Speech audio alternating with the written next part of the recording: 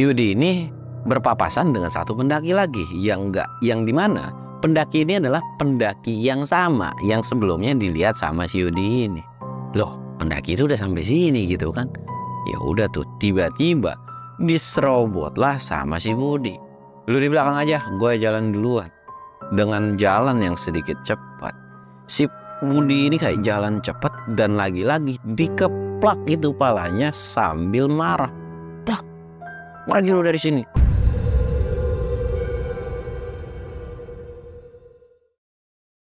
Assalamualaikum warahmatullahi wabarakatuh. Balik lagi di channel Samsul Mister Horror. Dongeng horor gue kali ini gue bakal ngebawain cerita tentang santri-santri lagi nih. Buat kalian yang penasaran dengan ceritanya, kalian wajib tonton video ini sampai habis dan jangan lupa like, comment, subscribe, dan share video gue ke banyak orang. Dan buat kalian yang mau ikutan open trip, kalian bisa kunjungi Instagram gue di bawah sini. Dan buat kalian juga yang mau lihat video vlog gue juga, kalian bisa lihat di bawah sini. Dan gak usah banyak basa-basi lagi, kita mulai ke segmen donor. Dongeng horor dimulai.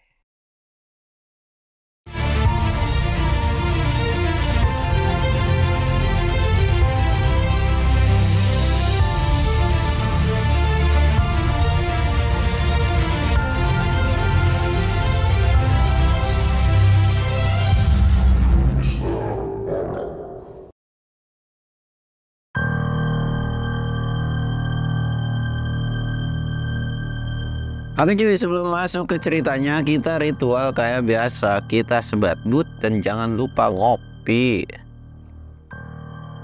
Jadi ini tuh hari pertama gua ngonten setelah gua balik dari Jawa Tengah kemarin tuh, yang ngonten sama Naomi itu ya. Di kalian tuh komennya tuh barbar banget. PA banget lah lu pada ya. Nih gue tuh malesnya tuh kayak gini doang nih kalau undang narasumber, apalagi ceweknya bening gitu kan. Udah deh, jangan ngadi-ngadi deh ya. Udah gua apa ya namanya, gua udah munculin narasumber yang memang lagi hot-hotnya gitu kan. Tapi ya sudahlah, walaupun yang nonton dikit banget, gua nggak berkecil hati, ya udahlah ya gitu kan. Dan sekarang kita akan cerita tentang santri-santri lagi kayak biasa ya, kita dengerin donor gitu kan. Dan kemarin sewaktu di Jawa Tengah ada apa ya, nggak ada apa-apa sih cuy, gua naik lawu juga biasa-biasa aja. Walaupun ada beberapa kejadian ya kayak orang nggak dievakuasi ya, trouble lah di jalan ya, kayak gitu-gitu mau udah biasa lah kalau di gunung karena tanpa persiapan gitu kan. Dan oke, karena berhubung kemarin gue dari Lawu, gue bakal nyeritain tentang Gunung Lawu nih cuy. Kita sebut aja namanya Budi sama Yudi. Budi ini lagi liburan. Biasanya kalau orang-orang pesantren kan suka ada yang nggak pesantren sih, sekolahan atau apapun gitu kan, itu biasanya suka ada liburan kan. Budi ini memang sudah biasa yang namanya naik gunung. Ketika liburan udah pasti naik gunung, liburan naik gunung, karena nggak ada hal yang lain lagi kecuali naik gunung gitu. Karena ya dia pengen menikmati masa mudanya itu untuk berkelana cuy. Ya bahasa-bahasa anak gaul zaman sekarang gitu kan. Intinya muda berkelana, tua bercerita, itulah quote zaman sekarang. Nah Budi ini udah siap-siap sebenarnya, udah mulai merencanakan dia mau ke Gunung mana. Dan dia tuh emang udah bertujuan pengen ke Gunung Lawu pada saat itu. Karena memang di Gunung Lawu, di kaki Gunung Lawu ini, Budi ini punya keluarga lah, bisa dikatakan ya warga-warga akamsi lah dari gunung tersebut gitu kan. Nah ketika pulang dari pesantren, ketika masa liburannya ini, ada satu temennya Yudi. Yudi ini bilang, gue mau ikut dong. Dia bilang, gue liburan kali ini keluarga gue lagi nggak ada nih, lagi keluar pulau gitu kan. Boleh nggak gue liburan di tempat lu gitu. Ya karena memang liburan mereka nggak terlalu lama, ya mungkin sekitaran 1 minggu lah pada saat itu.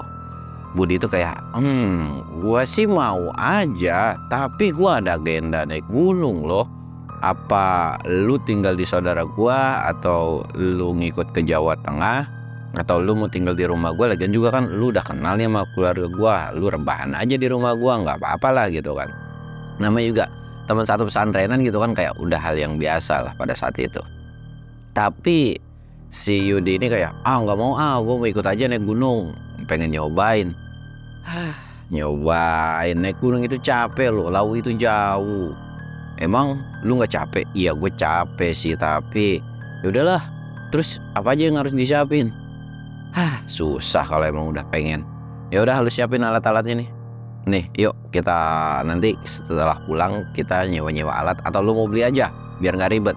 Gue beli aja deh, lagian juga gue duit ada. Ya malum coy, si Yudi ini orang kaya gitu kan, nggak mau pusing daripada harus nyewa ribet, mendingan beli sekalian. Siapa tahu, kata Yudi itu, next gue akan menyukai yang namanya naik gunung.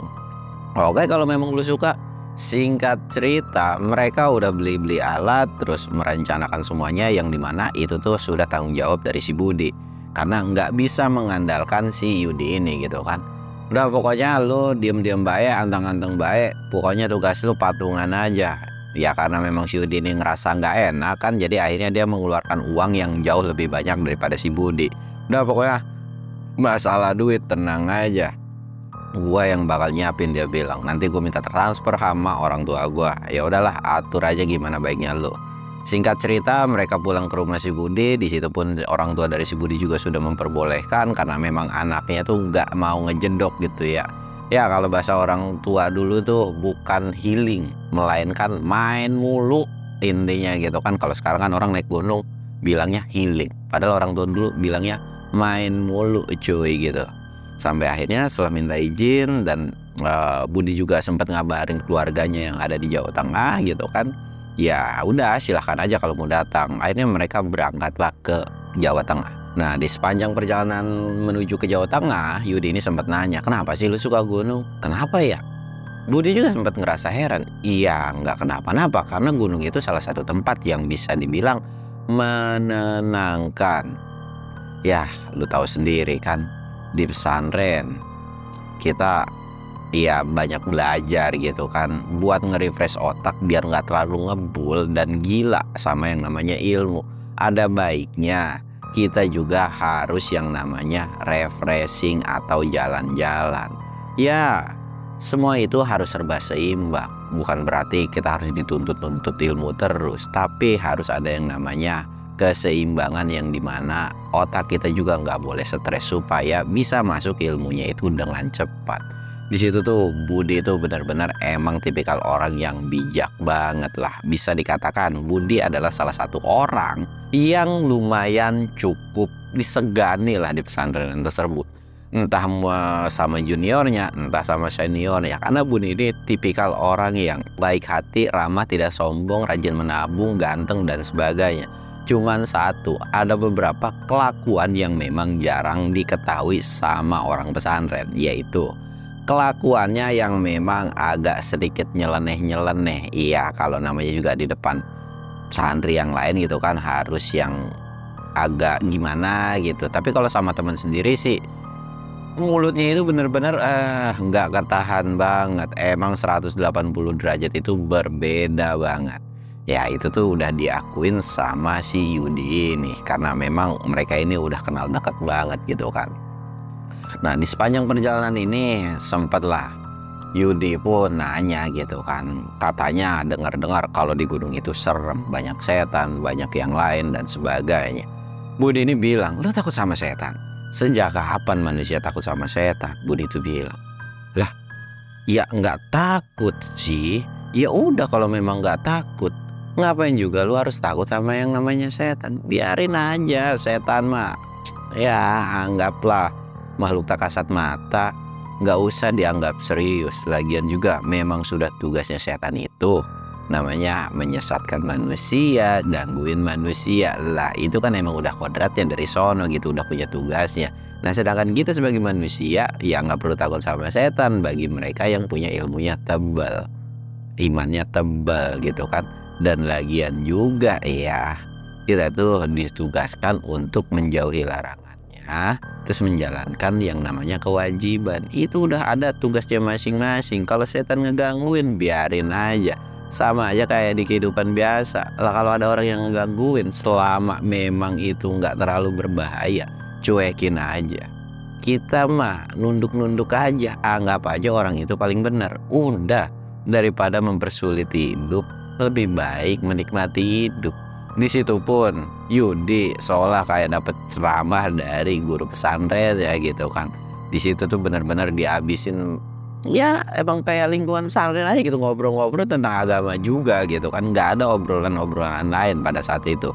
Tanpa mereka sadar, akhirnya mereka ini sampailah di rumah keluarganya si Budi ini. Ketika sampai di rumah si Budi ini, disambut sama keluarga si Budi gitu kan, udah gede lu ya gitu kan, ngobrol-ngobrol dan ditanya-tanya. Nah, ketika ngobrol-ngobrol ini, keluarga ini sempat nanya kan, gua dengar lu mau naik ke gunung nih, mau naik ke Gunung Lawu gitu kan. Kalau bisa diurungin lah gunung yang lain aja gitu. Loh, kenapa? Karena beberapa hari yang lalu atau ya kurang lebihnya 1 minggu, di Gunung Lawu ini ada sebuah tragedi. Ada korban meninggal di gunung tersebut, dan menurut rumor yang beredar, arwah dari si orang tersebut tuh bisa dikatakan gentayangan dan selalu menghantui para pendaki gitu kan. Tapi di situ tuh Budi, halah, hayul kayak begitu. Namanya orang meninggal udah pasti dikubur gitu kan. Udahlah, nggak apa-apa. Ya karena memang Budi ini memang orangnya tambeng, dan memang itulah salah satu sifat buruknya dari si Budi, yang dimana nggak bisa diomongin. Berbeda ketika waktu di pesantren yang akan manggut-manggut aja. Udah tenang aja om, paman gitu kan.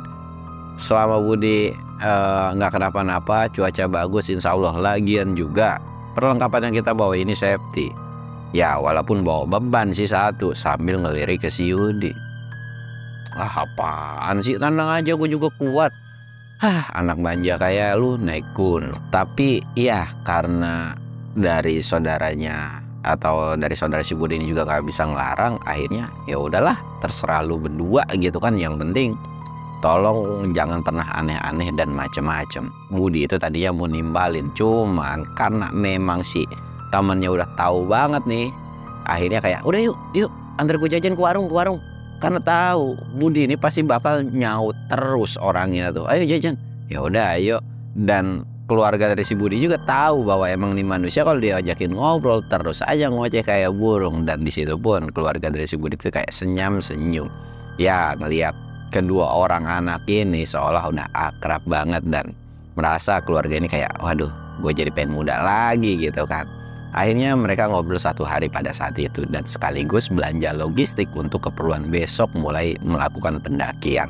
Singkat cerita, 1 hari itu pun sudah dilewati. Sempat ada kepikiran dari si Yudi ini, ya yang dimana soal tentang ada arwah atau ada demit yang dimana penasaran gitu kan akibat meninggal di gunung. Tapi Budi ini kayak udahlah, nanti kan kita udah tahu lokasinya, kita bacain doa aja, semoga ya yang meninggal kemarin itu bisa tenang di alam sana. Udah gitu aja. Ya udahlah, gue menurut aja apa kata lu, kata si Yudi itu. Akhirnya mereka udah istirahat, dan sampai akhirnya mereka itu udah di pagi hari dan berpamitan ke keluarganya untuk memulai pendakian pada saat itu. Nah, ketika mereka pagi-pagi itu mau berangkat, sebenarnya mereka udah siap-siap, udah rapi banget, udah tinggal ngeng aja gitu kan.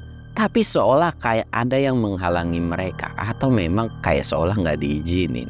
Ada aja halangannya, minta tolong dulu lah. Ya dimana memang ada satu hal yang kayak itu tuh urgent pada saat itu. Jadi di kampung itu tuh ada orang sakit, minta tolong bantuan lah, karena memang iya itu tuh urgent banget pada saat itu. Jadi mau nggak mau, karena memang Budi juga ngerasa nggak enak gitu kan, dan memang itu perlu banget. Akhirnya kayak udah nggak usah pagi-pagi, kita bantuin dulu nih.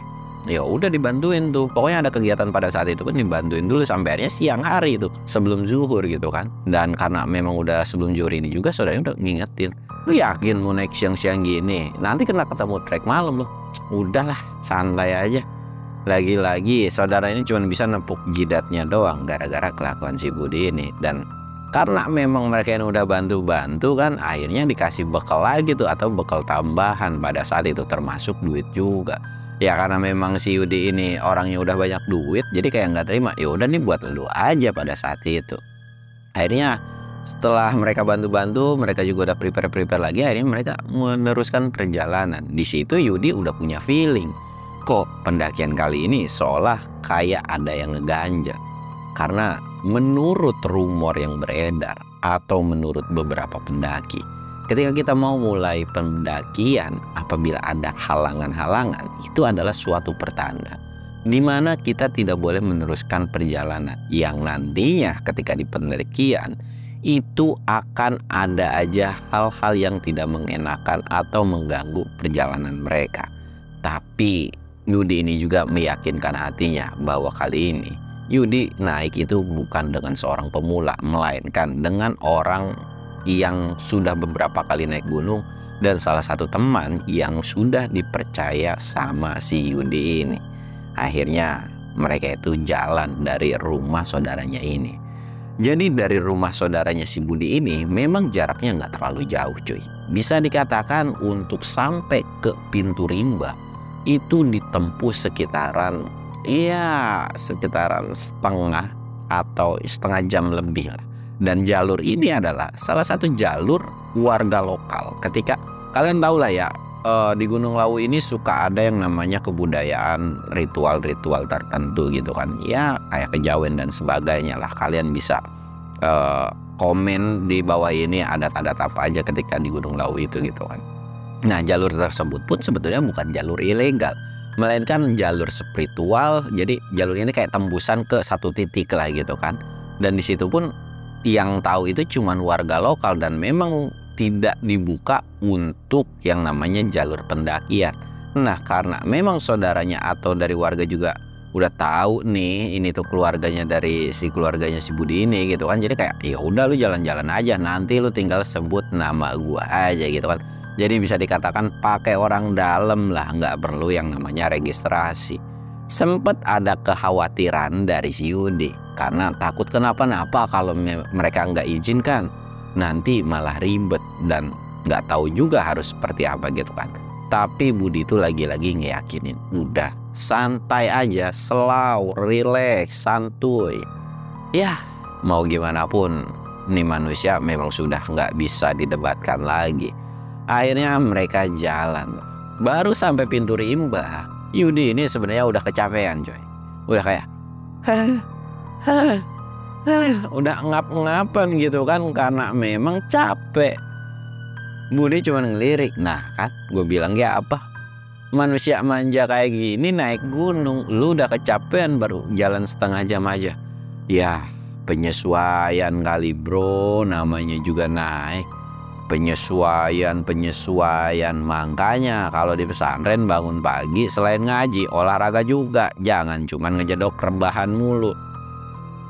Kan gue juga suka jalan-jalan dari ujung ke ujung. Halah, ujang ke ujung. Besok lu kalau suka naik gunung gua nggak mau tahu. Pokoknya wajib olahraga. Ya karena memang gua sekarang bawa beban nih kayak lu, gue juga tidak akan mentargetkan untuk sampai puncak. Intinya senyampainya lu. Ya walaupun estimasi pendakian kita pada saat ini adalah 3 hari 2 malam pada saat itu coy. Singkat cerita, walaupun mereka kecapean terutama si Budi ini, ya Budi ini dengan senang hati menemani temannya itu cuy, dengan candaan-candaan lemah gitu kan. Mereka terus jalan melewati pos demi pos. Singkat cerita, pos 1 ini udah dilewatin, gak ada sesuatu hal yang aneh. Nah ketika sampai di pos 2 ini ketemu sebuah percabangan.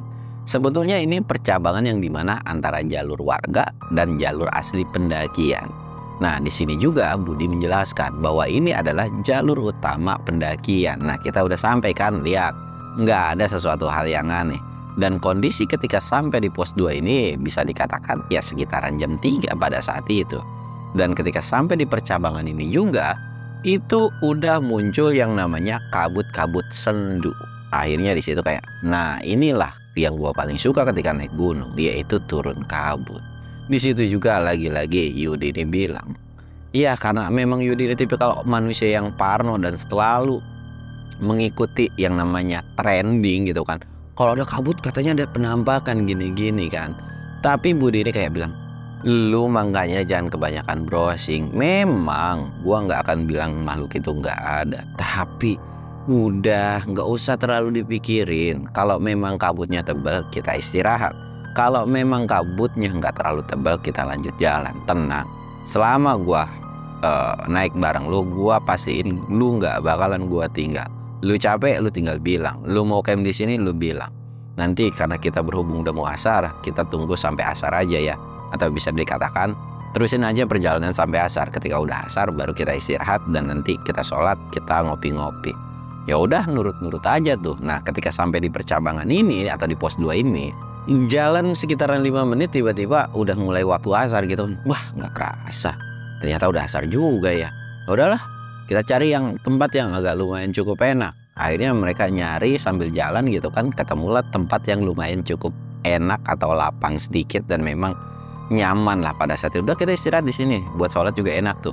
Akhirnya mereka istirahat lah di situ dan sambil merehatkan tubuhnya dari napas-napas yang udah kecapean gitu kan.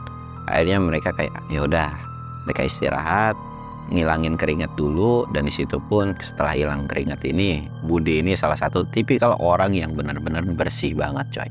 Namanya mau ibadah, mau sholat, dia tuh harus ganti baju walaupun memang badannya ini berkeringat. Tapi baju pakaiannya itu harus benar-benar bersih. Jadi ketika mau sholat dia tuh ganti baju semua dan sebagainya. Akhirnya ganti baju, terus mulailah dia sholat. Dan pada saat itu pun mereka sholat berjamaah. Singkat cerita, setelah selesai sholat ini, jadi mereka ini sholat ini nggak pakai yang namanya tayamum. Jadi bisa dikatakan ya pakai air gitu kan, karena tahu bahwa akan ada sumber mata air di berikutnya. Walaupun memang ketika wudhu ini juga airnya nggak terlalu banyak gitu kan. Jadi mereka dengan ilmu yang cukup, mereka tahu gimana caranya dengan wudhu itu pakai air yang sedikit gitu cuy. Sampai akhirnya ketika mereka istirahat ini, Budi ini bilang, tunggu bentar ya, kok kayak mau nyari semak-semak nih, pengen pipis. Ya udah, pipis lah dia gitu kan, set pergi. Sedangkan si Yudi itu lagi asik-asik aja nih, santai sambil menikmati kopi pada saat itu. Nah lagi ketika asik-asik menikmati kopi, Yudi ini terfokus sama salah satu orang itu yang lagi duduk di atas. Kok kayak pendaki? Perasaan nggak ada pendaki lain yang ngelewat. Kok bisa-bisanya ada pendaki di situ? Apa tadi kita nggak ngeliat pas karena sholat ya?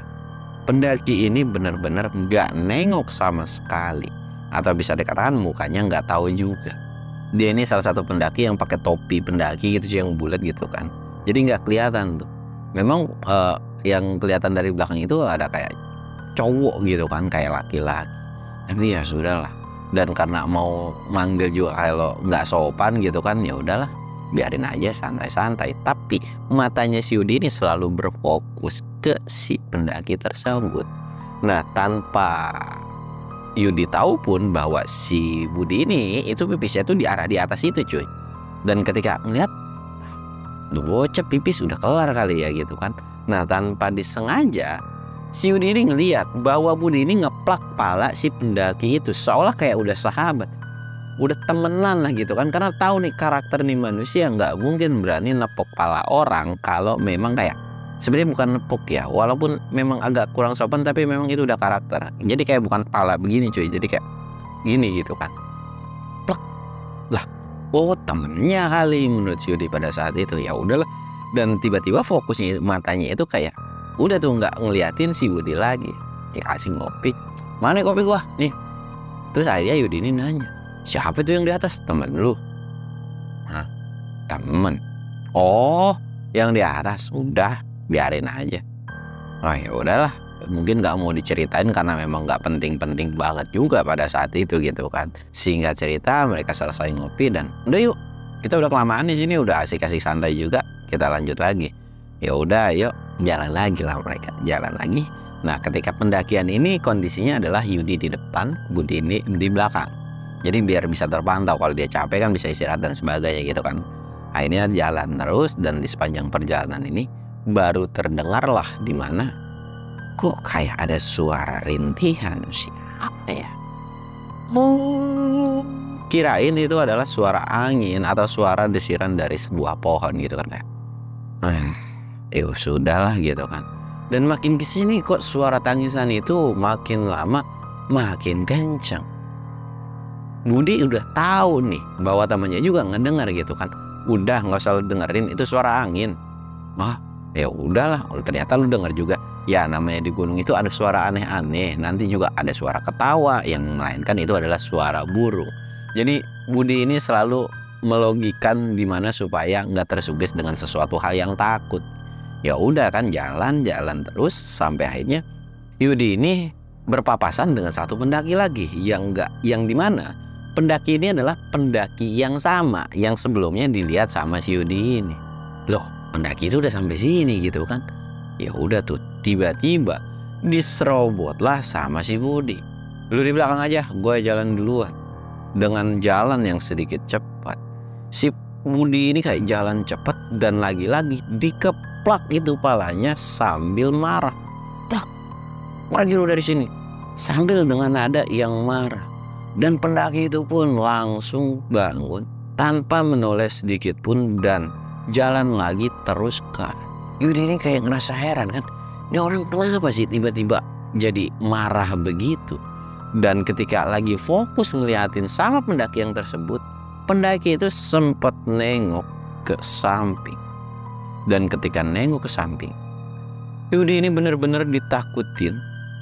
Yang dimana muka dari pendakinya tuh cuy bener-bener hancur sama sekali. Yang dimana Yudi sempat ngegisik-gisik matanya. Dan ketika ngegisik-gisik matanya, pendaki itu tiba-tiba hilang.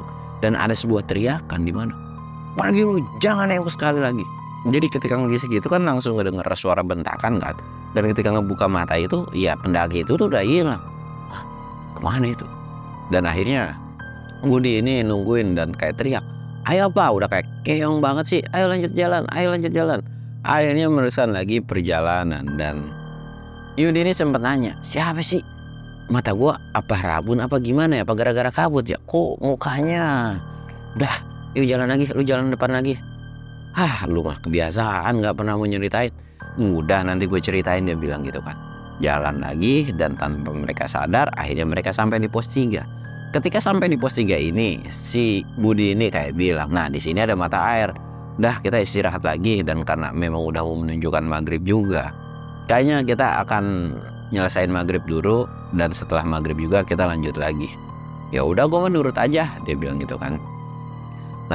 Nurut aja sampai akhirnya mereka ngisi air di pos 3 ini. Nah sebelum mereka sholat, jadi Budi ini pergi ke sumber mata air. Nah ketika pergi ke sumber mata air, mereka ini berangkat berdua kan, ngisi air yang kosong, terus wudhu juga. Nah ketika mereka berdua harusnya pergi, si Yudi ini tuh kayak, aduh gue tiba-tiba pengen pipis. Udah lu duluan deh, lu duluan. Ya udah gue duluan ya, gue tunggu di atas, kita berjamaah aja. Ya udah iya siap. Akhirnya pergi kan, dia mau pipis. Tar dulu, gue pipis di mana dah? Ya udah, yang pada intinya lu jangan pipis di sumber mata air. Ya udah iya gue nurut gitu kan, karena itu adalah suatu adab atau etika yang dimana ketika di pendakian atau di gunung itu nggak boleh yang namanya mengotori mata air. Nah ketika selesai minta saran gitu kan pipis di mana, akhirnya nih si Budi kan udah pergi nih, tinggal si Yudi. Di sono kali ya nih di balik pohon dia tuh pipis lah. Set pipis langsung dibersihin, dan setelah pipis dia balik lagi, gue wudhu. Dan ketika wudhu, kok ini kayak pendaki tadi ya. Tapi gue punya feeling gak enak. Kok tiba-tiba bulu kuduku merinding semua. Aduh gimana ya. Tadi gue ngeliat selewat bahwa muka pendaki ini itu tuh kayak nyeremin banget. Tapi bodo amat deh. Akhirnya si Yudi ini pergi ke mata air tersebut. Dan dia tuh kayak berdiri di belakang si pendaki tersebut. Ada sebuah keanehan memang ketika berdiri di pendaki tersebut. Pendaki itu tuh seolah kayak ngejagain mata air tanpa megang air tersebut, jadi kayak diem aja gini coy. Dia mematung ngebelakangin si Yudi. Bingung kan, aduh ini pendaki ngapain lagi ya, kok bisa-bisanya diem aja, mau ngomong tapi mulutnya itu berat. Dan ditungguin lah sekitaran 5 menit. Dan karena memang ini 5 menit lama gitu kan, yaudah deh gue coba minta tolong buat gue duluan supaya ngambil air wudhu. Dan ketika mau jalan tiba-tiba ada suara teriakan dari atas, woi pergi lu dari situ, ngapain sih lu ngikut-ngikutin terus, pergi nggak lu, nggak usah yang namanya ganggu kita berdua. Dan nggak ada yang namanya gue takut sama sosok kayak lu. Dari situ pun Yudi langsung nengok, lah Nih bocah dablek tiba-tiba ada di atas. Ngapain nih? Dan ketika nengok lagi, sosok tersebut itu berhadapan dengan si Yudi. Yudi ini sontak langsung kaget dong. Sebetulnya memang Yudi ini takut, tapi itu tuh kayak jump scare yang dimana itu tuh bikin dia tuh kayak bikin langsung kaget gitu aja. Astagfirullahaladzim, kenapa tiba-tiba jump scare sih? Memang mukanya itu nyeremin, tapi bukan berarti Yudi juga penakut dengan sosok tersebut. Ya Allah, tiba-tiba kok bisa-bisanya dan Yudi langsung baca surat atau baca doa yang dia hafal. Dan ketika selesai baca doa tersebut, sosok tersebut pergi ninggalin si Yudi dengan yang namanya tuh kayak sambil nangis-nangis, sambil megangin. Dalam hati si Yudi, lah nangis, dibacain doa gitu nangis. Biasanya kan ya dalam hati Yudi tuh kan biasanya setan itu kepanasan lah, ini tiba-tiba nangis. Sempat terbesit dari hati atau pikiran Yudi, apa jangan-jangan ini adalah satu arwah atau sosok pendaki yang dimana iya ini tuh yang selalu gentayangan atau yang bikin resah bagi para pendaki pada saat itu. Akhirnya setelah sosok itu pergi, seolah sosok itu tuh kayak berdiri atau berdiam diri di salah satu pohon sambil kayak melambaikan tangan gitu. Tapi Yudi tuh masa bodoh dan dia tuh meneruskan wudhunya lagi cuy. Setelah selesai wudhu, akhirnya dia tuh pergi dan tiba-tiba sosok tersebut udah ada di jalur pendakian dan terus melambaikan tangannya. Sudahlah, bodo amat. Yang penting gue gak terlalu takut. Gue tuh kayak panik aja sih sebenarnya. Ngapa sih lu lama banget? Ya maaf, namanya pipis. Lagian lu kalau memang tahu itu sosok pendaki adalah bukan manusia, kenapa nggak bilang dari awal? Ya gue kan takut dulu panik. Panik dari mana? Kan lu yang sendiri yang bilang bahwa kita nggak boleh takut. Lagian kan kita ini adalah orang-orang yang belajar ilmu agama lumayan cukup lah, dan kita ini tinggal di pesantren. Masa iya sama yang namanya setan aja takut? Bukan namanya mau takabur, tapi gue pun punya sebuah keyakinan, ya kita masing-masing aja lah. Selama sosok demit ini atau setan ini nggak ganggu fisik mereka, gue sih akan ngerasa aman-aman. Di situ pun Budi tersenyum dan udah yakin bahwa namanya ketemu demit itu bukan suatu halangan bagi pendakiannya, dan ini akan menjadi sebuah pendakian yang menarik menurut Budi. Part 1 pun selesai dan nanti akan gue lanjut di part 2-nya. Pokoknya tungguin aja, di part 2-nya ini akan ada part-part yang epic cuy. Gue Samsul undur diri. Assalamualaikum warahmatullahi wabarakatuh.